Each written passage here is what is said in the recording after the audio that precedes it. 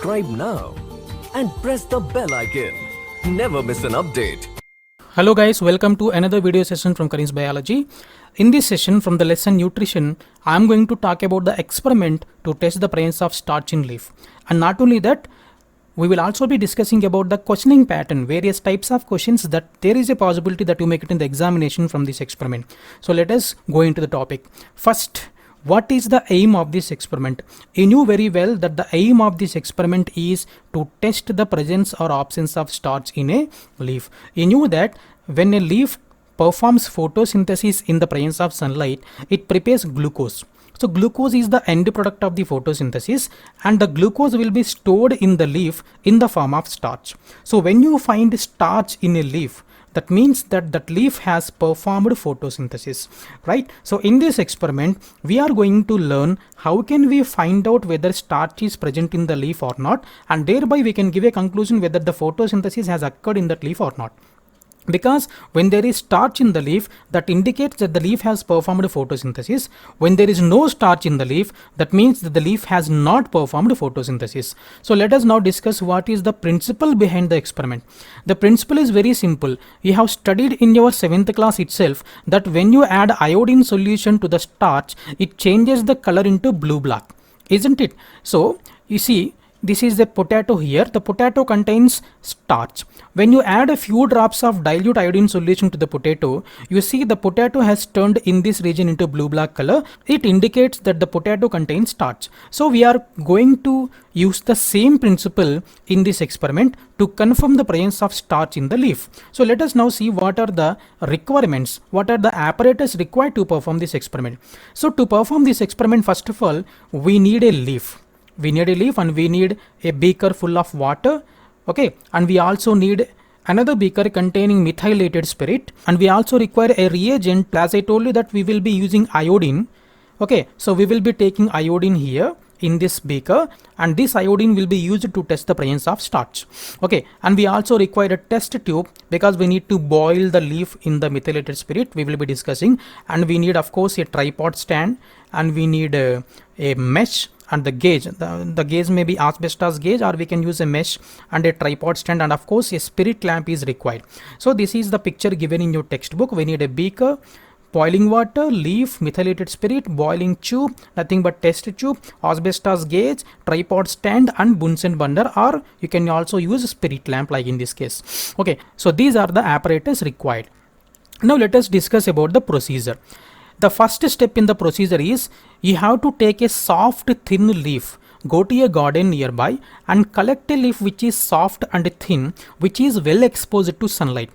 And you should be very careful while selecting the leaf, because you need to select a leaf not from the shade but which is exposed to sunlight, because photosynthesis occurs in the presence of sunlight only. So to get clear result, we need to select a leaf that is well exposed to sunlight. And what you must do? Now you take the leaf and place the leaf in the beaker containing water and boil it over spirit lamp. You see, we have lighted the spirit lamp, and then we have kept a beaker over the tripod stand and gauge, and we filled the beaker with water, and slowly we are putting the leaf in the water and allowing that water to boil. Now you may be getting a doubt that why should we boil leaf in water? There is a scientific reason behind every step that you do in the experiment. Here also there is a scientific reason. Okay, and the reason is by boiling the leaf in water, the plasma membrane in the cells disrupt and the cell wall of the cells become softened.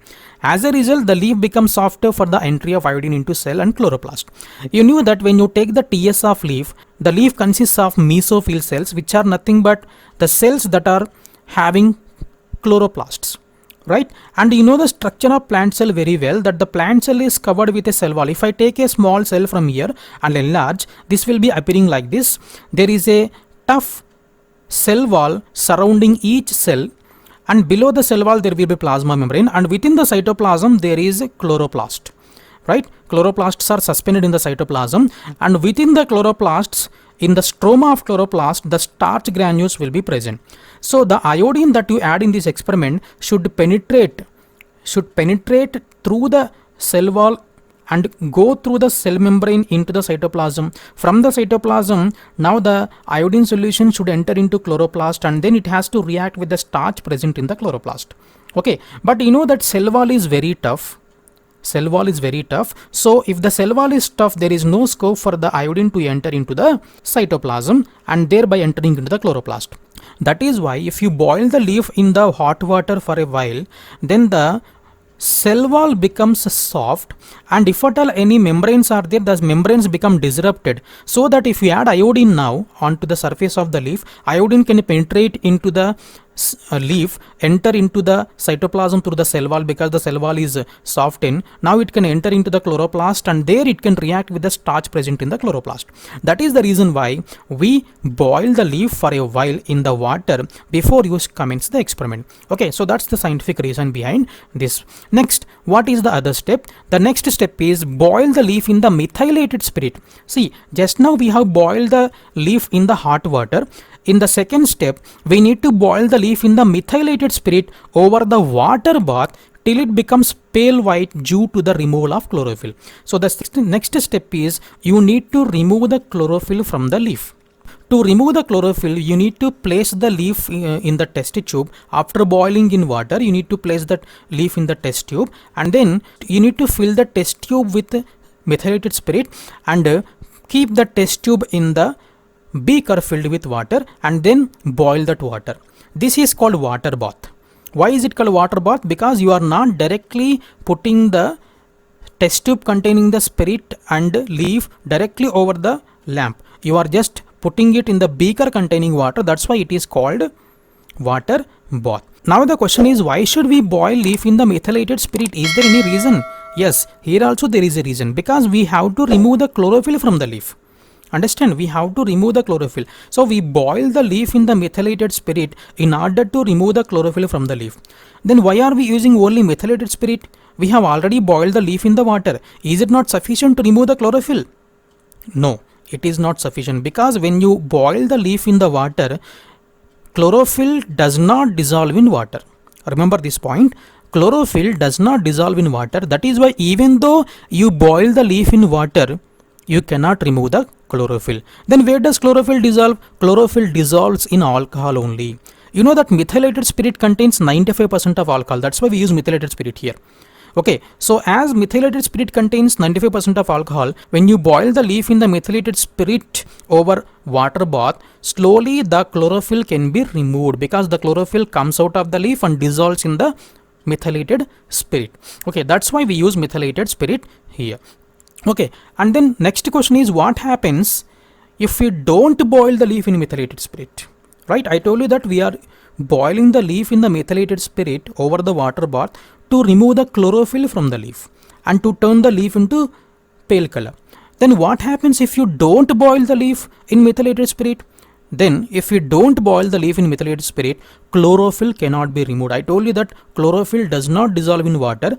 So if you don't boil the leaf in methylated spirit, then chlorophyll will remain in the leaf and the leaf will remain in green color, right?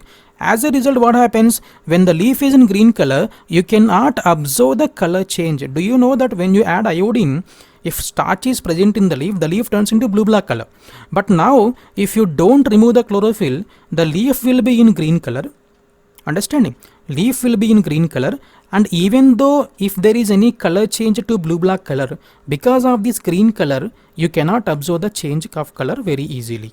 So it is going to interfere. The green color of the leaf is going to interfere with the result that you are going to get. That's why you need to remove the chlorophyll from the leaf. Okay, now as I told you that you need to take the test tube, fill it with methylated spirit, okay, and then put the leaf in that methylated spirit and boil over the water bath. Now I told you that you need to boil the leaf in the methylated spirit. You can see in this small video that how the spirit is boiling, isn't it? But you may get a doubt, why should we use water bath in this experiment? You see, you can take the test tube and directly you can put the test tube on the flame, then also the spirit will boil, isn't it? But you are not doing it. We are just boiling the spirit by placing it in the water bath.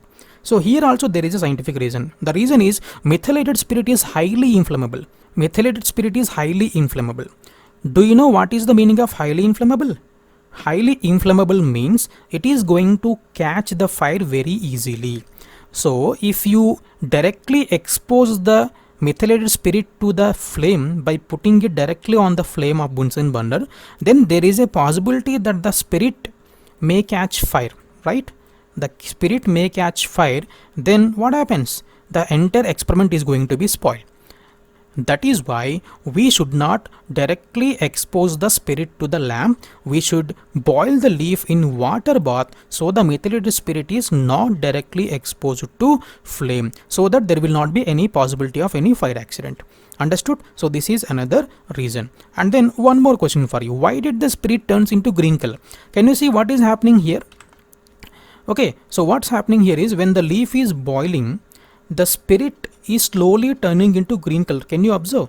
The spirit is slowly turning into green color and the leaf in this spirit is slowly turning into pale color. So what is happening? Why did the spirit turn into green color? You see, previously the leaf was in green color and we know that the leaves are in green color because of chlorophyll. Now the leaf has turned into pale color and the spirit has, that is the methylated spirit has turned into green color. The reason, can you guess the reason? The chlorophyll which is in the leaf till now, it has now started dissolving in the spirit. As a result, slowly chlorophyll is removed from the leaf and the methylated spirit is turning into green color, and as the leaf is losing the chlorophyll, it is slowly turning into pale color. Understood? So methylated spirit in the test tube after boiling leaf turns into green color as the chlorophyll from the chloroplast in cells has been dissolved in it. Understood? So the chlorophyll from the chloroplast is dissolved in the spirit. That's why it is turning into pale color. So next step in the experiment procedure is remove the leaf from methylated spirit and spread it on a petri dish. So till now we have boiled the leaf in the methylated spirit. Now we need to slowly remove the leaf from the methylated spirit, and after removing it from the methylated spirit we have to place it on the petri dish. Understood?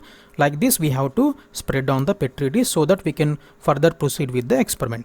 Then here also you may get a question, why did the leaf turn into pale color? Just now we have seen, can you see the leaf? It is clearly seen here.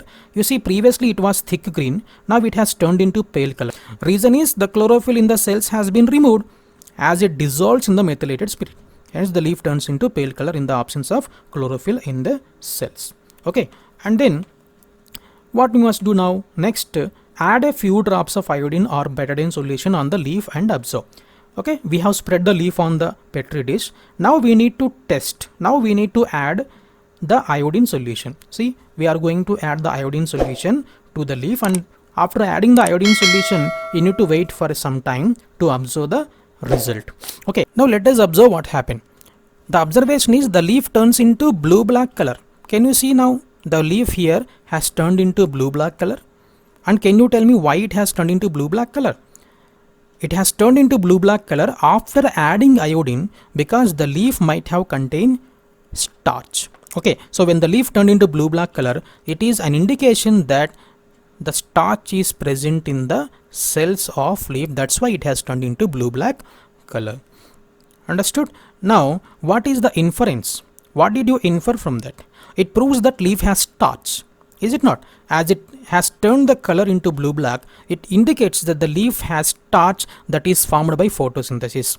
And the iodine solution reacted with the starch and produced blue-black color. Okay, so this is the inference we can give. Now, what are the precautions we have to take while conducting this experiment?